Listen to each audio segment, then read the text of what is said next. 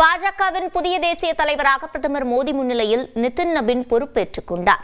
நிதின் நபீனே தலைவர் எனவும் அவருக்கு தான் ஒரு சாதாரண தொண்டன் எனவும் பிரதமர் மோடி குறிப்பிட்டார்.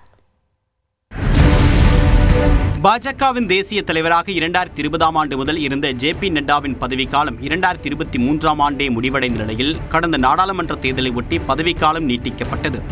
இதையடுத்து பாஜகவின் தேசிய செயல் தலைவராக நிதின் நபீன் அண்மையில் தேர்ந்தெடுக்கப்பட்டார். அப்போது இவர்தான் இனி அடுத்த தேசிய தலைவராக இருப்பார் என்பது கிட்டத்தட்ட உறுதியானது. அதன் தொடர்ச்சியாக பாஜகவின் புதிய தேசிய தலைவருக்கான தேர்தல் அறிவிக்கப்பட்டது. இதில் நிதின் நபீன் தவிர அந்த பதவிக்கு வேறு யாரும் வேட்புமனு தாக்கல் செய்யவில்லை. அதனையடுத்து நிதின் நபீன் பாஜகவின் தேசிய தலைவராக போட்டியின்றி தேர்ந்தெடுக்கப்பட்டார். இந்நிலையில் டெல்லியில் உள்ள பாஜக தலைமை அலுவலகத்தில் நேற்று நடைபெற்ற விழாவில் பாஜகவின் 12வது தேசிய தலைவராக நிதின் நபீன் பதவியேற்றுக் கொண்டார். இந்த விழாவில் பிரதமர் நரேந்திர மோடி, உள்துறை அமைச்சர் அமித்ஷா உள்ளிட்டோர் கலந்து கொண்டனர். நிதின் நபீன் ஜி ஆகே படோ, நிதின் நபீன் ஜி ஆகே படோ. விழாவில் பேசிய பிரதமர் நரேந்திர மோடி இனிமேல் நிதின் நபீன் தான் தன்னுடைய பாஸ் என்று குறிப்பிட்டார். माननीय नितिन नबीन जी, मैं कार्यकर्ता हूं, वे मेरे बॉस हैं.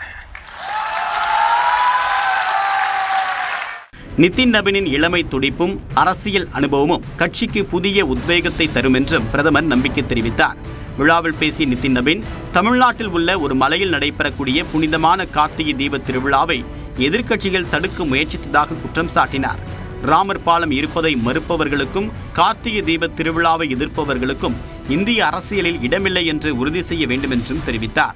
साथियों, हाल में हमने देखा किस प्रकार से तमिलनाडु के एक पहाड़ी के पवित्र कार्तिकेय दीपम को रोकने का प्रयास विपक्षी दलों के द्वारा किया गया. यह नहीं है. राम सेतु के अस्तित्व को नकारने वाले कार्तिकेय दीपम का विरोध करने वाली ताकतों को भारत की राजनीति में अब कोई स्थान नहीं मिल सकता. ऐसा हमें प्रयास करना है. இந்நிலையில் நிதின் நபீன் தன்னுடைய குடும்பத்தினருடன் பிரதமர் நரேந்திர மோடியை சந்தித்து வாழ்த்து பெற்றார். பாஜக தேசிய தலைவராக பொறுப்பேற்றிருக்கக்கூடிய நிதின் நபீனுக்கு பல்வேறு தரப்பினரும் வாழ்த்து தெரிவித்து வருகின்றனர். பீகாரை சேர்ந்த 45 வயதேயான நிதின் நபீன் பாஜகவின் தேசிய தலைவர் பொறுப்புக்கு குறைந்த வயதில் தேர்வான நபர் என்ற சிறப்பை பெற்றுள்ளார்.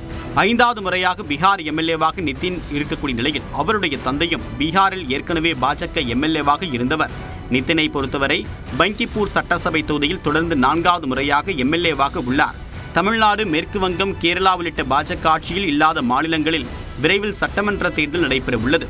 இந்த சூழ்நிலையில் பாஜகவின் மிக முக்கிய பொறுப்புக்கு நிதின் நபீன் தேர்வாகி இருப்பது முக்கியத்துவம் பெற்றுள்ளது.